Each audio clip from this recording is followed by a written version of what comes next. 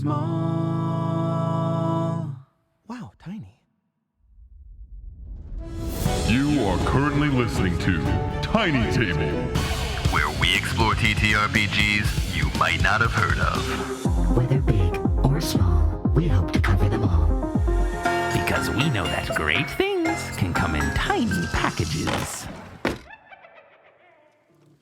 Hello and welcome to Tiny Table, where no game is too small. From rules to rolling to review, we teach RPGs so you can play too. And we're picking up in the midst of our partnered game with Protect the Child.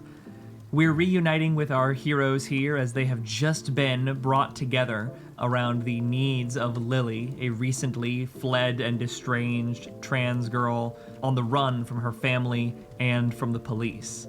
If I could have our players go around, give their names, pronouns, characters' names and pronouns, and we remarked with some pride last episode that we were all very happy that none of us ever got addicted to vaping. Cast your minds, my players, to an alternate universe where you are brutally addicted to that sweet, sweet cotton, and tell me what would be your go-to vape flavor. Wow, that's amazing.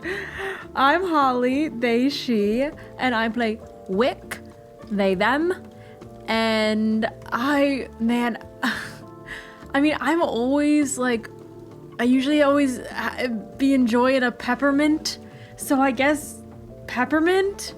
Is that lame? Is that loserish? I guess it'd be peppermint. Peppermint's great. That's a flavor.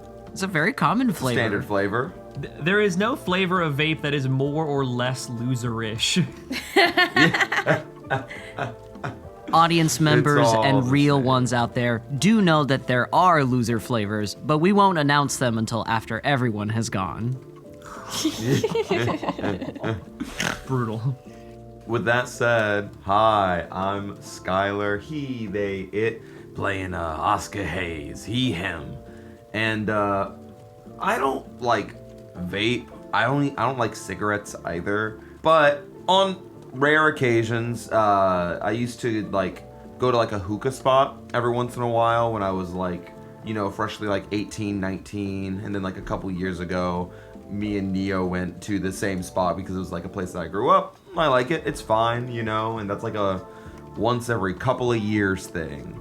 And the flavors that I tend to get there, it's like that totally artificial, like I like shit like citrus, gummy bear, like I want my shit to taste like candy, quite frankly. I have a major sweet tooth, and I already know that this is probably gonna fall into that loser category, but as sweet as it gets, quite frankly. Sweet, fruity, anything will do. I'm thinking blueberry maybe, but you get the gist. Interesting. Well, hi, I'm Neo. I use they and him pronouns. I'm going to be playing Big Al, who uses she and him pronouns. And if I had to vape, it would most likely be some kind of lychee or pina colada situation. You know, I love tropical fruits, coconut, mango, pineapple, something like that.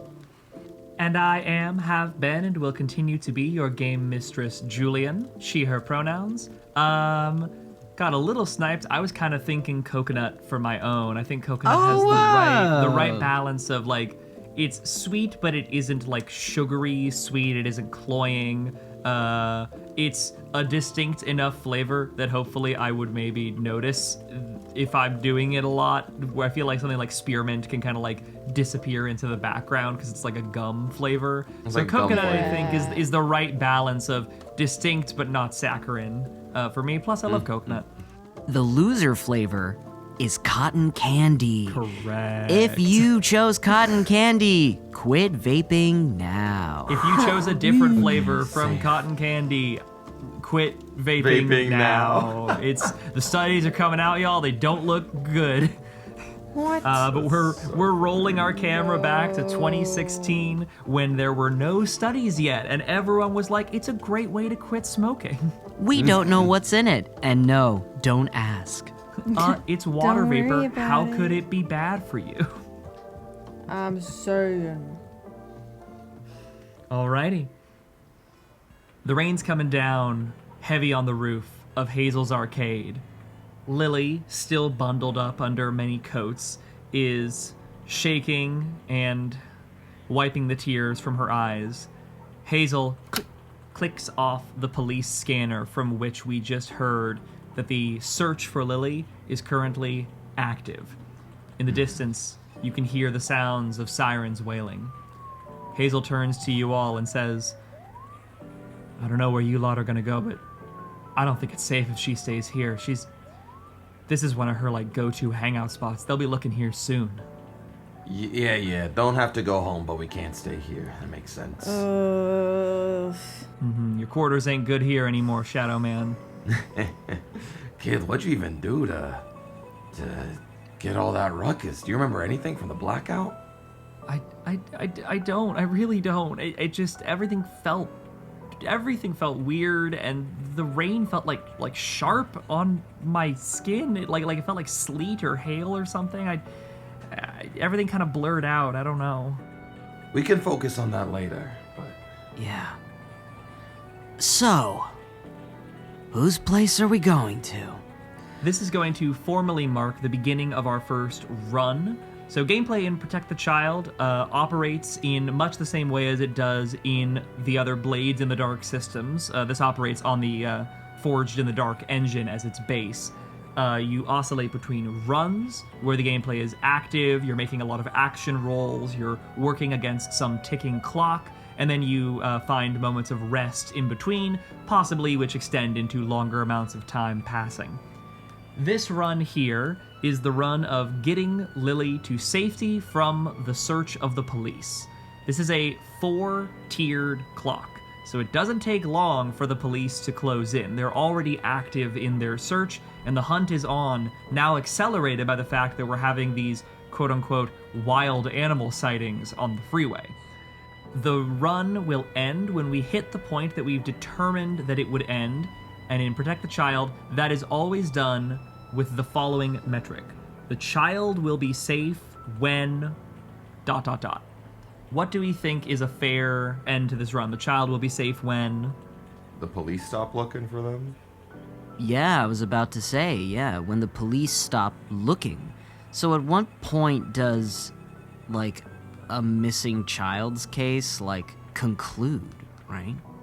Let's, have a bit of consideration that the child is safe should be based on a thing that you all have agency over, a thing that you all can strive towards. The police deciding to stop looking is a thing that will happen in time. What is a thing that can get y'all to a point where that time would elapse? Then I guess maybe we can rephrase it to, she'll be safe when she's in a space with food, water, and shelter that can consistently avoid the police. That's Totally. good. The child is safe when she has a hideout with supplies. At least enough time to lie low, establish a new identity, get a job. How old is Lily? She's 16. Okay. So, enough that you could theoretically run away from home and stay away from home without legally being needed to, be dragged back. Oh, God, we're gonna need to teach you to drive. Well, I got the pickup parked out back. We can head in there. Wick, where do you all live? Wick, do you live in, what, a log? Oscar, I thought you just, do you even have to pay rent? I don't live in a log anymore. I live in a studio. Oh. An upscale log. Nobody's invited. I haven't cleaned. Yeah, that's not really the issue right now. I live on Meth Alley, alright? My place is not, suitable for impressionable youth. I kind of live here, quite frankly. Me and Hazel got a good deal going on, so it's why I'm kind of always about. I do know a guy that could. He's No, not... we can go to my studio. Come on. Yeah, we can go to your All studio right. for several days, and hide out from the cops. That's a thing you're cool and chill with, Wick. Wick takes the longest, fattest rip of their vape. They're like, Just give me like 5 minutes before you guys go in. Okay, hey, they won't see us through the fog. This is great. All right, let's load into the truck. Lily, you ride up with me. Wick, you're kind of scrawny. I guess you could sort of squeeze in the console. Oscar, I'm not gonna lie. I think you're gonna have to stick to the bottom of the truck. That was the plan anyway. I can, I can be lookout. Great. Come on, Lily, grab your stuff. What's left of it. Okay. All right. Well, Big Al, I'm catching a ride, by the way. And he slips into your shadow, at least till we get to the car. Yeah, no, you feel it, like there is it is felt. There is like a presence there. And his voice grows a little louder in the back of your head anytime he speaks. Yuck. I like it. You all file out back behind the arcade to the pickup truck. Lily hucks her garbage bag into the bed before sliding into the shotgun seat door. Wick, you're literally getting in the bed of the truck? Yeah. Amazing. Don't worry, I got a tarp. Yeah, I think Wick sees how uncomfortable it would be to sit in the console mini and just kind of like lays out, wrapped up in the tarp. I love it. You file in. Oscar is in the shadow underneath as you all begin your way down the road. Driving through the heavy rain, the windshield wipers are rattling back and forth on this old beat-up truck that you're making use of, Big Al. It's playing 70s dad rock in there. Yo. There we go.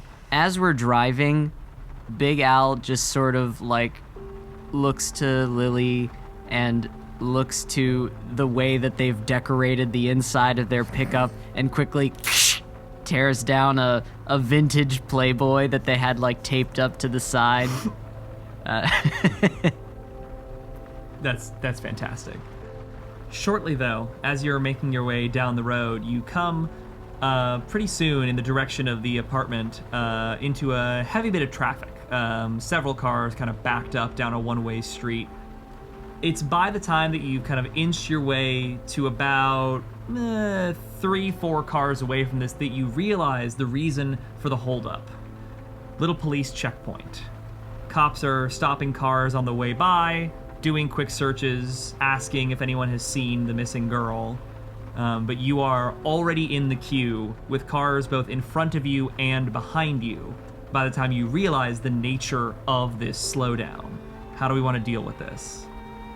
Hey, Big Al, I don't mean to, be a pesky roommate, but you might want to let me take the wheel on this one. Like what? Like you're gonna be a living shadow behind the wheel? No, Like, as in I'm gonna be you. Oh, okay. Ooh. Yeah. Has Big Al historically maybe been reticent to allow this to occur, so this would be a first for him? Yeah, definitely. Like, Oscar is 100% proposed to Big Al because they're literally so large that, like, it would increase Oscar's power, right? To have such a large shadow to control. So they're like, we could do great things. And Al's like, absolutely not. I'm the mind, you're the muscle, baby. Come on. Look, I didn't want to mention this, but there's a lot of weed in this car. So if you could smooth our way over, that'd be great. But how are we gonna hide Lily? I think Wick will kind of like go to the back of the pickup truck where it has like that little rinky small window that you have to like open. Oh, yeah. And it's like, Lily, you said that this is your first day as a shapeshifter? I guess? All right. So just think about what you want to look like and just breathe in and out. You're going to feel a weird tingly sensation all over your body. Fall into it. Don't resist it. Okay, so I think we're identifying the first element here of how we're handling this approach. You're trying to teach Lily into an opening moment of shapeshifting to not lose control of it, but make an intentional shift in her form to avoid the cops' attention when they come up alongside? Mm-hmm. Fantastic. Okay. Of your 5 abilities, What do we think makes the most sense for this? I'm leaning tongue or heart. I was thinking heart. You're mainly kind of talking her through it, but you're focused more on the kind of emotional reality of it more than like cleverness and wordplay. Yeah, especially because heart's all about like intuition and very much Wick as a shapeshifter themselves is like trying to like feed into this intuition. I like it. I like it a lot. Okay. Let's get into our first action roll. So there's a couple things to consider with the action roll. First, we've determined which stat we're going to use. How many pips do you have in your heart? 1. 1, okay. That'll be 1 die. I can choose whether or not I want to make things difficult. I only have 2 strings currently, so I'm not planning on spending them just yet. I could considerably also help, which would only cost 1 stress for me, but it would allow you to add another die. How would you be able to help? I think also as a shapeshifter, I think I'm gonna like also help coach, just be like, just focus on your face, kid. Just focus on changing the shape of your face. Here, and I take the Playboy that I ripped off, and I fold it. I'm like, don't look down there. Look at the face. Just look at this face, and just think about this face. Focus on the face, right? Just like kind of trying to help guide and give a visual to help lead the shapeshifting in a better way. Okay. I think that makes sense. So you'll have an additional die from the help of Big Al. Do you have any additional assets on your character sheet, Holly, such as a useful gear, background, or special abilities that would play into this? Oh yeah, I mean my gear is my changing face, is myself as a shapeshifter. Like I could even shift my face into that face to kind of like give kind of a tutorial, like maybe almost like I'm your mirror. I'm gonna like mirror you as you go and show you how you're doing. I like that. That'll give you an additional die as well. And then the final choice you have beforehand is whether or not you want to push yourself, which is spending stress to gain an additional die, or if you would like to accept a devil's bargain, an additional negative knock-on effect that happens whether you succeed or fail, but gives you an additional die for no stress cost. I think I'm gonna keep it at 3d6. I feel pretty good about 3d6. Feels pretty good to me. So you're gonna roll 3d6 and tell me which one is the highest result. Oh no. 2? 2? What were the dice? 1, 1, 2. Wow. Oh, we're off to a good start. Okay. So, let's take a little look. On a 1 to 3, you fail and have to deal with a consequence. So because you have failed, I am going to gain 3 strings, bringing me up to 5. Tick, tick, tick. Let's see how I want to spend those. I get a lot of options as the GM of how I spend my strings. First things first, I'm gonna tick the police clock up by 1 for this. That just feels like kind of an obvious thing in that we are going to be upping with this moment of scaredness. Whatever occurs is definitely going to get the police a little closer to possibly finding her. That's the police clock increased for 1 string. That leaves me with 4 more. I want to do a little more. I think that this is going to be emotionally strenuous for Lily as this goes down. Lily is going to take some emotional strain, which is going to cause her to act on impulse. Thankfully, Lily is a teenager, so at the teen threshold, she has the highest possible resilience for emotional strain. If she was, say, anything infant or below, this 1 tick would have been enough to cause a complete meltdown, which is like 1d6 stress to everybody. Thankfully, as a teen, she has a full 3 ticks of emotional resistance, so we'll see how this all goes. It'll lead to an impulse of hers, though. It's going to lead to some... I mean, I feel like the kind of obvious one here is right at the top. It's lose control of their powers. That just feels kind of obvious. We're having her lean in so soon after an initial moment of lost control. So we'll get to that.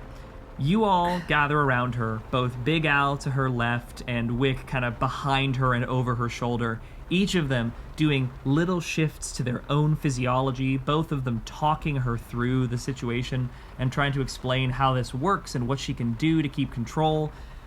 But it's all so new to her. It's all so terrifying for her that as she starts to try to relax, you see her skin just starts to kind of bulge and stretch. Her cheeks grow huge. Her forehead gets long. Her whole body is just changing in seemingly arbitrary ways until her eyes start to kind of bug out and she transforms. Not into a different person. I think a chimpanzee would be fun here. No! That's not what I told you to be. Black hair starts sprouting out from her limbs. She bares her teeth and broadens into kind of a scared smile, never a good sign for a chimpanzee. And she apes out in the chair. You now have a chimp in the passenger seat, where the girl once was. And she looks scared and confused and is about to be causing a whole lot of ruckus. All right, Big Al, toss her in the back. You and Wick are about to get real close. Before we get on to the next action roll, is anybody going to try to resist this outcome, to kind of stop her before the transformation is complete and find a way to resist? Wick will shove their vape into her mouth. Okay. What is your resist total, Holly? So this is the number of stats in which you have at least one pip. Gives you your total resistance score. 3. 3. So you're going to roll me 3 dice. It went really well the last time. It was so good. Okay. Rolling 3 dice is your favorite thing. Okay. I rolled my 3 die. Is it the same as before where I tell you the highest number? Yep. 5. 5? Okay. Good. So that number gets subtracted from 6, so you only mark 1 stress. As you quickly grab the vape, thump, shove it in her transforming lips as she's halfway to her chimpanzee form, and before she can get out any truly loud ape-like screeches, she almost instinctively rips a fat inhale, and the coughing fit kind of rips her out of the transformation and back into a lung and respiratory system shape she is familiar with coughing a bunch in. Good thing it was banana flavor. Yeah. Sends her back into her human form, though she is still coughing a lot, and you take some stress. Seems like getting her to shapeshift might not be an easy solution here. She still doesn't have much control over her powers. How do we want to approach this? I think Big Al sort of takes control and is like, look, that's not gonna work. Okay, kid, just get down real low and just put your head on your knees. Try not to make a lot of noise, all right? Finish your coughing. And Al's just gonna drape like a big, their big coat over them. Instead of having Lily thrown her stuff in the back of the pickup truck, since it was a kind of a large trash bag, I feel like it would have been in her feet instead. Is that an okay change to make? I'm fine with that. Yeah, I'm gonna take that trash bag and I'm gonna dump it over on top of her. So instead of a person with a coat on, it's gonna be just a pile of stuff. Pile of stuff. Okay. Just like really gross car vibes. Probably... I have a funny feeling that Big Al's pickup is not a clean space to begin with. That tracks to me. Yeah, think of your friend with the messiest car. Yeah, that's what I'm doing everything to make it look like Lily is just a pile of garbage. Okay. I'm sure she feels great about that.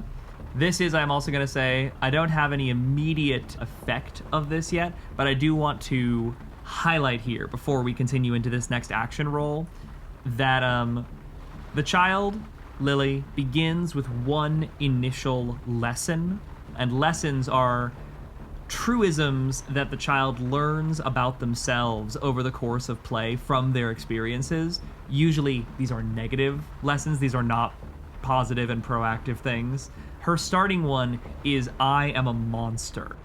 And I think this is definitely going to be a hearkening point for that, because she got wrenched out of the shapeshifting before it completed, she has a bit more of a contiguous sense of understanding what just happened to her and what she is.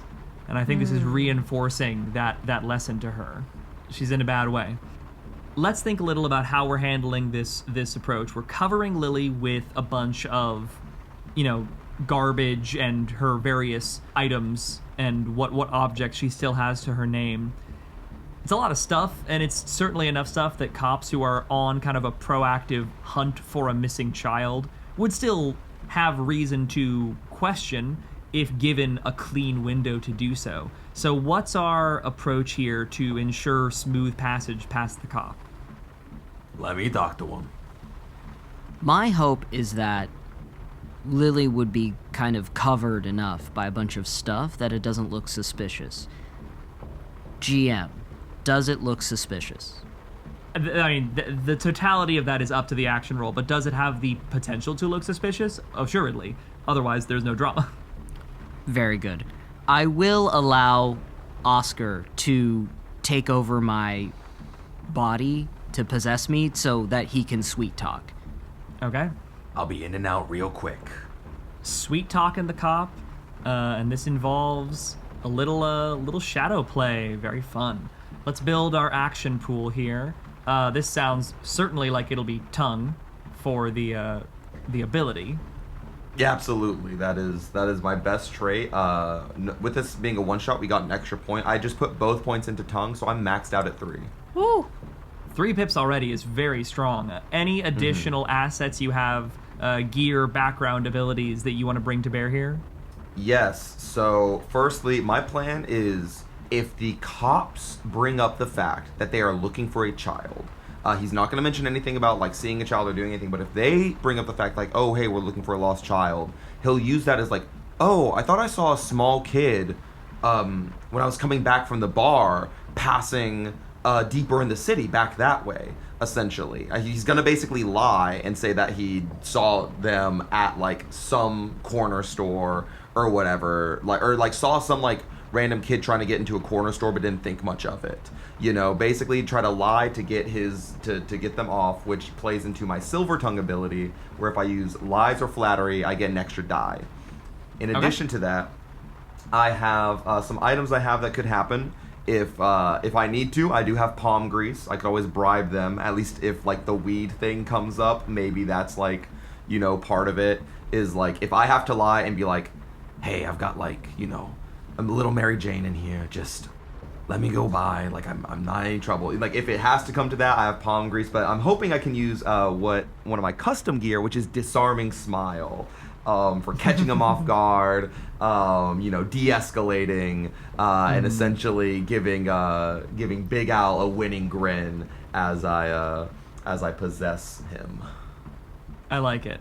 I am going to also spend my remaining 2 strings to make things difficult in acknowledgement of the fact that this is a car that smells a lot like weed and a car that probably would be recognizable to the cops, given that Big Al has a history of running with a gang that the cops have dealt with prior, and they're smelling the drugs. There would probably be some heightened suspicion on this vehicle from the get-go. So -1 die from your pool as I make things difficult to represent that. Could we potentially try to mask the weed smell by chuffing the vape a bunch so it just smells like blue raspberry or whatever the fuck? Hell yeah. I don't think weed smell is... I like the idea. Weed smell is pretty pervasive, whereas vape smell goes away very quickly. It would just smell like weed and blue raspberry. The amount of vape you would have to be chuffing to have that effect sustain would involve you blowing copious amounts of vape smoke in the cop's face, which I don't think helps. Though I like your gumption. I like the idea. I do have a question. Can multiple gear be used at the same time for multiple +1s, or is it just one related gear is equivalent to 1 additional die? Your gear can be used to add +1 die if you can explain how it is useful. So not per gear. You've got useful gear, so +1. So that's 3 from your stat, 1 from your ability, 1 from your gear for 5, -1 for me making things difficult. You'll be rolling 4 dice. As it is, do you want to push yourself or look into a devil's bargain to make that 5? I'll push myself to add 2 stress, because I think that'll be a fun way to kind of engage with the mechanic here, and especially because like if they search this car, we're screwed. So we really need to make this work, you know. I like it. Yep, and yeah, it's coming up. Like this is the point where you will now be in front of the police. So now is the time to do it. So that's 5 dice in total. You've got a good roll on your hands. Let her rip. All right, this is what I built you for, Oscar. Let's go, baby boy. Highest is a 5. Highest is a 5. Highest is a 5. Okay. So I am going to take 2 strings for you getting a partial success. On a 4 or 5, you do it, but with a consequence or at a cost. Okay? Let's think a little. Consequence or a cost, and then we'll decide that first, and then role play out the scene based on how we decide it's going to be going and whether or not resistance would need be rolled to contend with that. I am going to say that if resistance comes up, it'll only be Oscar who's allowed to roll resistance here, as it's kind of definitively his action roll here. Makes sense. And unfortunately, he is not very good at resisting. We can crowdsource this a little. Does anyone have any thoughts as to reasonable complications here? The looking in on the whole, it smells like weed, it's Big Al's car, we know we don't fuck with Big Al. It looks like a $100 bill is leaving Big Al's pocket. Mm-hmm. Oh, yeah, a bribe. I'd be willing to, as a complication, lose my palm grease item as I give away like my cash to the cops to be like, hey, just let me get through with my weed. Like, I'm not causing any trouble. Like, so yeah, I think that makes a lot of sense to me. It feels you had already kind of levied that as a possible thing to offer. I think that's the perfect complication. Do you want to resist to avoid that complication, or are you cool with letting that rock? I'm cool letting that rock. We can always, you know, fashion some sort of other item later on down the story should things align. But I'm down going down a gear to make this happen. Your money? You're a shadow man. What do you mean you have money? You got like shadow currency? This is Big Al's bill. His off shadow accounts. I do so have good. off shadow accounts. That's so funny. I think the way that it manifests is like, though I am a shadow, like I hide physical assets within myself. And so while he pulls out your wallet, the cash that he pulls out is his own to symbolize that it's my gear that's facilitating this. Man, if only there was some shadow version of currency that was really on the up and up in 2016. Hey, I don't officer, think do you cops accept take Bitcoin? bribes in crypto. Hey, I bet a really shitty cop would take a crypto bribe. Yeah. Oh my god, Oscar would be into crypto. Yeah, Doge is like really it's just funny, so like I kind of put a lot into that. Just funny. I don't think we're gonna be a good influence on this young girl. She's vaping, she's trading NFTs. Mm-hmm. Oh, hell yeah. Send her up for success. Alrighty, so let's play this out. You all get pulled up. It's your time in the queue before you're able to be freed from this inquisition from the cop. You roll down the window, and Big Al's eyes recognize the man who's about to speak with her. Chuck. Bushy mustache, aviator shades. Who does this dude think he fucking is? He's acting like it's the 80s. It's no good. He arrives just in time with the music that's blaring out of the car. Flashlight in hand. He peers into the vehicle and he goes, "Oh, Alana." Chuck. Well, get straight to the point. We got a missing persons case going on right now, and you wouldn't happen to know anything about dead name, and starts giving a description of the child currently squirreled away under the shirts and pants in your side seat. Do you think I'm the kind of person who would be around a child? Certainly smelling like this is a car I should be investigating. Got anything to say about what I'm smelling, Al? Hey, bring me in. Yeah, Al's just sort of like... and Oscar is now in control. Hey, Chuck. Look, I know that I've made some things hard for you and your fellas in the past, and I get it. But look, how about this for the trouble tonight? Because I know you guys have a lot on your hands. You said a kid was missing? Yeah, 16 years old, ran away from the Parson household. Okay, this might not have anything to do with it, but when I was passing by the bar down by the corner store, Rufus's, I thought I saw some younger person trying to get in. I didn't think much of it. I thought maybe just like some kid picking up snacks. But I was just trying to get by. Look, you already know, here. For your trouble, you already know what's likely in here.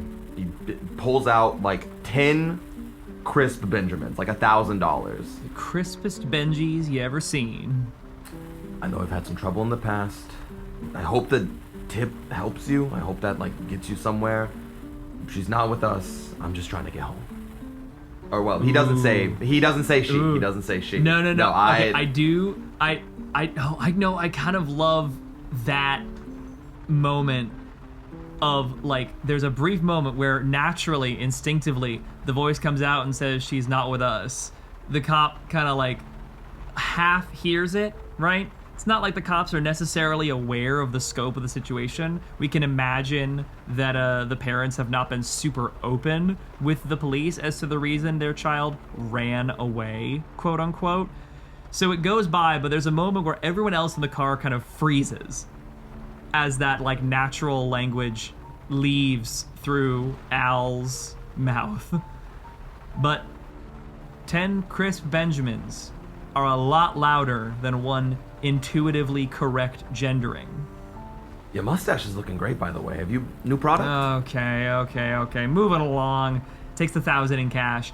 Pulls up the radio and says, 79, I got a report that there's been maybe a possible sighting over at Rufus's. Over. All right, go on ahead. Hey, thank you so much, Chuck. I want to use my pockets ability and take a stress to steal something from this guy without him noticing. That 1K back? You're just gonna take the grand back immediately? Yeah. Wow, incredible. I mean, we know that Wick is already basically laying down in the back of the truck and is sight unseen by Chuck up to this point. So as you're going, just one long spindly arm reaches out, and as his eyes are already on the next truck, just 1,000 is back in hand. Please. And in Wick's wallet. Oh yeah, Wick doesn't need to let us know. We Oh didn't my see God. that. Do we want to say, for the purposes of this, that Wick now has my palm grease item Yeah. for a temporary that. use? I like Oh that. yeah. Wick, please add that object. Yes. That's awesome. And You've Wick gained will new 100% act like they're acting out of the goodness and kindness of their heart when they then use it. Oh my God. That's fantastic. That's wonderful. crazy. This is the only point of explicit traffic checkpoint stoppage that is going to occur on the way between where you're at and the studio. There are not multiple traffic holdovers here, but you did happen to run into one checkpoint. It seems that to some degree, attention does get diverted in the direction of Rufus's based on the success of that lie. So you have a clean shot to the apartment, you get into the studio with Lily and bring her inside. You said Wick was gonna need a few minutes to tidy up the place. Yes. What's the situation in Wick's studio, Holly? But before and after Wick gets a chance to clean things up. Under the trick taker, you're supposed to describe your den, and I had put cramped. I think Wick is a maximalist with no aesthetic because it's all just things that they have stolen over their millennia and multiple countries of origin. I love it. So Wick's cleaning up is essentially taking all their dirty laundry and shoving it in the already stuffed closet and putting a dirty cutting board over the sink filled dishes. Mm-hmm. And just kind of cracking a window open and pushing some of their dead plants out of the window. You are, I would say, an action and a half into that sequence of actions by the time Lily is already in the room. She has been having a rough time under the detritus in the car, and as soon as y'all are parked, she gives Wick just a second of clearance to get inside before quickly following Wick in. She can't be in that truck anymore. Comes inside, your place it's a mess at this point. You have only just barely started to like look around and get the scope of what's going on when she comes inside. Welcome home. Thanks.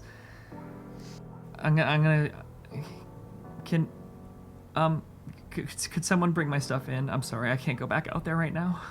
Big Al, can you grab it? Yeah, I think Al is already just has the stuff, probably clumsily sort of in the trash bag, sort of falling out, and just like a big armful of like kind of damp stuff. Mm-hmm. I will say at this point, the trash bag is unusable. It was already torn, and you mentioned that you were upending it on top of her, so this is now just a pile of a bunch of loose everything. It's probably wrapped up in Al's jacket. Okay. Which is quite large. Yep. You start kind of wrapping and bringing around and getting what you can. It's going to be a few trips, though, in the Carhartt to get all of these various ill-fitted clothes and household essentials up into the room. You get a bit of a sense of what she'd grabbed. She'd grabbed maybe just handfuls of underwear, shirts, and a second pair of pants, a couple of socks, and a stick of deodorant, and her toothbrush is about all she got before she was out of the house. All right, well, first off, none of this is gonna do. It smells like refuse and raspberries in here. The vape is barely adding raspberries, by the way. The cutting board, neat trick, but I already know what's under there. And, girl, we gotta get you something else. Like, I just, look, all my cash just went to Officer Chuck, but if we can pull something together, we need at least a suitcase, one for ease of carrying around. But also, I mean, you'll probably want new clothes that'll make you easier to spot in, and this like worn out Def Leppard t-shirt I don't think is doing you any favors. So. Wick will walk over to their closet and just open it up and kind of like gesture their arms for Lily to just pick through, as it becomes very clear that most of these clothes would not fit Wick and are not Wick's. It's a thrift store of a sort. Yeah, I think Al at one point's like, hey, is that my vest? Wick I am going to say, by the way, that Big Al, you can mark trust with Lily at this point. So on your character sheet, you can mark that Lily trusts you. You were the one who drove her here. You were the first one to cover her with a jacket back at the bar. You brought her all of her stuff inside. You've been consistently showing up and showing out for her, and you have her trust now. So trust, when it comes to the player characters, is a binary thing. You either have the kids' trust or you do not. You can lose the kids' trust if you do the kinds of things that would break a child's trust, like putting them in physical danger, ignoring their opinions or concerns, embracing monstrosity and causing social judgment or ostracization, or creating emotional turmoil through action and carelessness. With that in mind, I am going to say that you do not currently have the child's trust, Wick, because you're working kind of in tandem with Al on that teaching the shapeshifting thing. I don't think Lily has a very trusting impression of you, and I think right now she is scared of her shapeshifting and is mortified of how it affects her self-image and sees in you like a scary what if. As for Oscar, I'm trying to determine if you would be at a point where you can have Lily's trust yet, only in as much as I don't know the degree to which Lily even knows it was you who was helping during that whole sequence, because of the surreptitious nature of your powers and the fact that it happened after she was buried under coats and couldn't see what was going on. Totally fair. Yeah, I think maybe that's also a little part of the consequence of the successes. You did what you needed to do, but Lily does not perceive that it was you who pulled the strings to make it happen. So all that trust is going to Big Al right now. That's fine. Makes Cool. sense. So currently the two of you do not have the kid's trust yet, but Big Al does. As we are kind of settling in, Lily starts kind of nervously thumbing through the different dresses and objects that are here hanging in the closet. It's a cramped space all around her. She looks around and sees not a lot of food in the kitchen, a collection of strange and mismatched, ill-fitting clothes in the dresser. And you see those tears kind of start to just well back up in her eyes. She looks down at like her own kind of mangled and ripped up clothes and brushes like a couple black chimpanzee hairs off of her shoulder that had gotten caught in the threads of her clothing from earlier. She's looking like she needs some love. Lily, what do you like to watch? Do you like any shows? Like, I don't know. Like, I don't watch much like TV. All right. Wick starts like freaking out internally, being like, Hey, look, I know it's been a long day. There's a lot you probably experienced that you weren't expecting to. This isn't much of a start, but you've got some generously donated clothes by a very gracious benefactor. We have a place that's safe where no one's gonna be looking for us.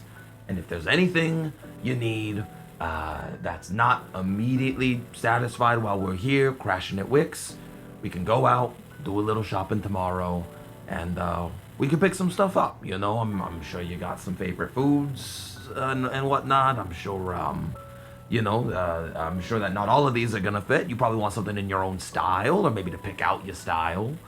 If there's something here that's not working for you, don't gotta, it doesn't have to be solved immediately. We can work towards it, do a little collaborative exercise. We'll make things happen, we're movers and shakers. While Oscar is sweet-talking and yammering, Al is just gonna very silently clear a space on the couch, find like kind of a worn-out sort of fuzzy blanket or robe or something soft, set it down. Gonna turn on the TV and put it to Jeopardy. Classic. And just put put a big hand on Lily's shoulder and kind of shunk her down into the couch. And just the hand turns soft. It's around her shoulder, sort of in a side hug. And Al's just gonna hold up their hand, and in it is a dog treat. And Al's gonna look at Lily and say, "Here." What? You didn't like the licorice earlier. And it cracks a smile on her face to have that moment. I think we are properly out of danger here, as we've established, and we're pivoting our mode of play into a rest stop. In this, each of you gets to choose where your priority is from the following 4 options. Tend to the child, build trust, teach the child, or bond with each other. We'll do kind of a quick go-round, and everyone can let me know which of these they are looking to focus on. Tending to the child helps her work through her emotions, and can maybe clear one step on her emotional strain track. Building trust can do exactly that, build trust and ensure that you have a sense of trust with the child. If you already have trust with the child, building trust then increases her trust clock for the entire group. Teaching the child can involve like lessons imparting skills, including things like teaching about her powers. And bonding with each other is a chance to reappraise your impressions of each other, update stuff on your sheet, and possibly clear some stress for yourselves. Let's go around in a circle, starting with you, Holly. It is Wick's place, after all. Tend to the child, build trust, teach the child, bond with each other. What is Wick choosing? I think Wick is going to tend to Lily, but in their own way of like, Wick is not very good at like Wick isn't really able to do what like Al is able to do. But I think Wick will just kind of like dig through their prank stash, kind of like try to set things up so like Al sits on a whoopee cushion, or using like the shadow of one of those finger traps has Oscar's fingers trapped in a shadow version of it. You're gonna to kind make of her laugh. Fuck with your fellow co-parents a little to get more laughs out of Lily. I like it, and have it be a moment that kind of tends to her and lets her know things are gonna be okay. Because also if I can connect with the child by getting them to laugh, I gain 2 trust instead of 1. Woo, very nice. So that marks an extra trust on the clock. Very cool. I also imagine that your house is probably full of junk food, given the way you live. So you probably have like some comfort foods that Lily would like if I'm ever having to throw things out there. Oh, 100%. I like start it. just throwing out dishes. Given that a lot of your pranks seem to be more like physical and dexterous in nature, are we thinking this is going to be kind of a claw roll? Yeah, I think so. Okay, so what's your claw rating? 2, and then I'm using my prank stash. Awesome. So that gets us to 3 dice. Gonna push yourself or take a devil's bargain here, or go with what you get? Could I maybe make an argument about what my ability of that I'm childlike of giving me an extra? Elaborate on that a little. So one of my abilities is being childlike. Like I'm very good at getting children to laugh and kind of like that trickster nature. It says childlike, when you attempt to connect with a child by getting them to laugh, you gain 2 trust instead of 1. It's like one of my main abilities of like, that's how I like relate. That's tied to the outcome of the roll. It doesn't also give you +1 on the ingoing to the roll. Oh, okay, cool. Okay. Yeah, so you'll have 2 from your stat and 1 from the gear, rolling a total of 3. I'll take that. Or if you wanted, you could accept a devil's bargain, and a consequence of that bargain could be that Wick sort of pisses us off because of us making us the sort of kind of the pratfall, and so, and so like you'll gain Lily's affection, but maybe you'll sort of piss us off in the. I like that. I like So that, that would and just it be is kind an of explicitly additional what you're doing. Yeah. So one more die, and your impressions of Wick lean sour until things change for our fellow players. Scribbles out great dancer, writes mediocre dancer. Who cares though? Because I got a 6. 6. On a 6, you understand what the child is feeling, and you can help them work through their emotions. Clear 1 step on her emotions track, so she is back to good on emotions. And you mark a trust. Hell yeah. Fantastic. Lily is in a more stable place because of that. She doesn't have any ticks on her emotional track now, which I like think to think means... that after I make Al fake fart, Al's like, go do the dishes. You send the annoying one away. We'll pivot to Oscar next. Building trust with the kid, teaching the kid, or bonding with your fellow crew. So I feel like you can only teach the kid if you have trust with them, right? Like that's like, I think you need trust established in order to like impart a lesson. Is that correct? When you opt to teach the child, you roll 1d6 plus 1d6 if you have trust marked with them. Ah, okay. I think that Oscar is gonna play a bit more passively right now, and actually, I think I'm gonna go for the bond with the team kind of thing. I think I want to take some time to talk to Big Al, especially because like I just possessed them, and I think wants to do like some aftercare, you know. I like that. Yeah, that's good. It's a first moment for them. And spend time getting to know your companions. When you spend quality time with another PC, you can attempt to have an honest conversation about your hopes, desires, dreams, goals, fears, or your impressions of one another. They can choose to respond honestly, or they can lie and evade the conversation. If it suits the moment, the two of you can adjust your impressions of each other as you see fit. If they respond honestly, you each clear 3 stress. Regardless of the response, you both mark XP. Wow. Nice. I think at one point, just to set up the scene for you, Sky, Big Al's gonna, sit up and say, all right, I'm gonna take a smoke. Outside. Like you're supposed to. Stay here. And walks out. I think I look at the dishes being done or starting to like be done, and I see Lily is a bit more content kind of watching the show. Things seem calm inside the house. And I think he just goes, hey, Big Al, wait up. And he'll kind of slink one shadow of the room, dart into a corner, but won't actually go into your shadow, but will slip into a shadow that's like outside, like under the door, and then like up against a wall or something. Because I imagine it's raining. It's we established kind of dark, so I'm guessing it's night. There's a bit more darkness out. Yeah. It sun's been down. It is nighttime. You could be wherever you wanted. Great. I think kind of slips and then like forms a shadow of a man, arm crossed, leaning up against the wall. And as he does, kind of goes, care to pass me one? You don't actually have to pull another one out. You can just kind of hold it up to the light. Is that how it works, huh? Yeah, sure. And I'll hold up a spliff. Hell yeah. And you see the shadow reaches up, grabs the shadow of the spliff, and the spliff shadow vanishes as he takes it, and it no longer casts a shadow in the light. That's awesome. Oh, that's so cool. Yeah, I think Al sort of like plays around with it for a little bit. It's like, I still get hungry too, believe it or not. that's sort of a neat trick. Must be unusual not having a body. Do shadows still taste good? They taste like I guess a duller version of whatever it is they're reflecting. You know, I miss getting to eat real food. There's some experiences that aren't quite the same.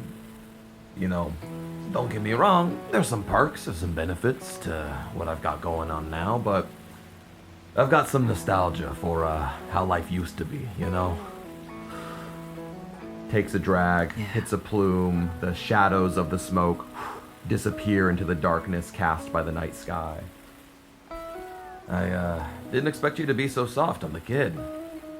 I figured this would be kind of the last thing you'd want to do. I had 12 brothers and sisters. Whoa! I'm not a monster. Yeah. I raised half of them practically. I was right dead in the middle. Really sucked. I was a younger sibling, believe it or not. Huh. Yeah. Some reason you struck me as an only kid. The way, well, I don't know, the way my family was, I kind of was the only kid. But, you know, that's, relationships like that can be complicated, you know. I wasn't very close to my family, the way that you seem to be close to yours, at least. Close. I guess I don't see him around much. Something happen? Take a look at Lily. Take a look at me. There's a reason why I'm soft. There's a reason why I don't speak to my family anymore. And you'll be goddamn assured that there's a reason Lily won't be speaking to hers. Not if I can help it. She doesn't need people like that. They only tear you down. I don't know. Maybe there's some negotiating that can be done. There's no negotiating with terrorists. I guess I never knew what that was like, so it's not my place to speak, really. But, I'll take your word on it. It's, I wish that attempt earlier went a bit better. I feel like if she knew what was going on or how to do what you kind of spoke from personal experience. You're, would I know that you're a werewolf? Like, we're all kind of monsters that hang out at Hazel's. I probably know. You would know. Okay. I think, like, from your time at Exocorp, knowing Raskin, knowing the gang, if you're sort of like in this monstrous world, it's well known that Monk River is kind of werewolf territory. There's a lot of them here. It's basically, I would say, kind of the only monster type here in Monk River where there are like multiples of them. Yeah, the only one with like a group dynamic, funnily enough. I heard the way you spoke about personal experience. I haven't seen it personally, but I've gathered enough. You're you're one of the pups, right? I guess not one specifically, but you're a shifter yourself? Yeah, I am. I ran with the cleverly named The Pack. Well, there's only one of them in town, so yeah, I ran with them. They gave me the gift. After you've received it, Yeah. do you still think of it that way? A gift it is.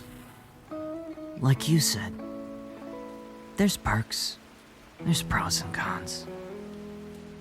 I was so sure she was, one of us. Maybe the pack got to her and didn't bother to explain. I don't know what they're doing now. I only really talk to Iskall anyway. I don't really stay involved. I just grow some of their product. But when it wasn't that and she turned into like some kind of chimp, that was weird. I mean, She'll wear ape? Is that a thing? I don't know. Anything could happen, I suppose. But they said the thing that happened on the highway was large. It like disrupted cars. Like the thing inside of my truck was small, so... I don't know, maybe she turned into a gorilla. Whatever she's got going on, it's a little bit more intense. I just hope that maybe what I know might be able to help her.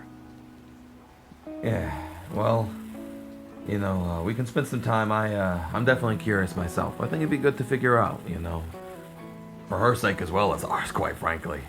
I barely kept it together with Chuck back there. You're welcome, by the way. Wasn't too bad, I imagine. I'll be honest, when you took over me, I just kind of fuzzed out. What did you even say to him? Well, I complimented his mustache. And I also gave him a false lead down by Rufus's. Oh. Yeah, that'll track. I'm surprised he didn't give me a ticket. He always gives me a hard time. Well, you can thank me extra. I pawned him some cash.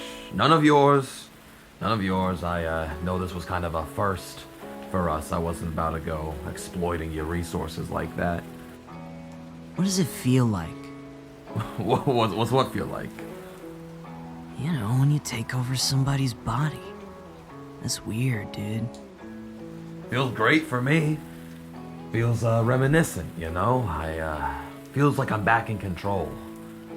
There's not much I can do like this. I get, little tricks. I can snuff out a candle. I can, I can give someone the feeling of like a hand on their shoulder, small comforts or threats if I need them.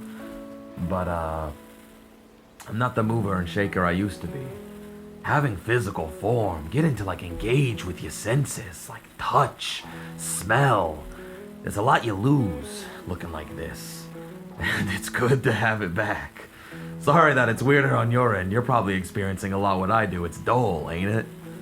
But, it can be addicting. I try not to, do it unasked for too often. I'd like to think I'm a stand-up enough guy to know that, like, it should be a thing that's a two-way street. It's a deal, it's a trade. But, goddamn if it ain't nice. Takes another long drag. The shadow of the cigarette vanishes into himself as he takes the last drag. The shadow of smoke there on the cement of the small little hallway in front of the apartment. A look up at the moon as the rain still comes pouring down. There's a scared girl back in that apartment, but for a moment, for just a moment, she's safe and she's calm. As for what awaits her and what can be done to give her some longing, lasting sense of peace, we'll find out together on the next episode of Tiny Table. Ooh. Hey, Neil. Hey, good stuff back there, kid. Good stuff. Nice scene. I like that. Hi, and thank you for listening to our podcast. If you enjoyed this episode, then we'd really appreciate if you left us a review.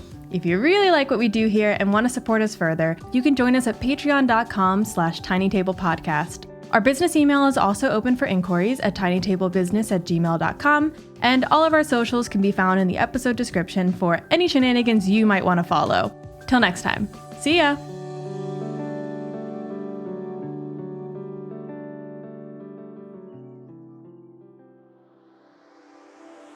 Welcome to the Shoutout Corner. This week, I have scoured through Google, IMDb, and several other movie-related websites to find movies about family and parenting, and I'll be assigning them to you. So, for this week, we would like to thank Anna with the movie Mrs. Doubtfire. Callie, you're receiving The Pursuit of Happiness. Drake, I've assigned you Finding Nemo. And for EG, we have Daddy Daycare. Emerson, you've got Cheaper by the Dozen, and Jade, your movie is The Parent Trap. Joe, I've given you The Incredibles, ideally the first one, but the second one is quite alright as well. Jordan, you've got Freaky Friday. Cly, the movie I've assigned you is Brave. Logan, you've got Little Miss Sunshine, and Matthew, your assignment is Kung Fu Panda 2 specifically. That's the one that deals with the father, I think. Anyway, from there, we have Nancy with Astro Boy. Pleasure Goblin, you've got one just literally titled Parenthood. Haven't seen it, but watch it. Let me know how it is. Sparky, I've given you Despicable Me. Stefan, I've assigned you Monsters, Inc., one of the inspirations for this game. And likewise, Tammy, another inspiration you've been given Ice Age. The first 4 notes of Megalovania. This is a personal favorite. You've got A Goofy Movie. And finally, Thy Dungeon Gal. Your movie is Encanto.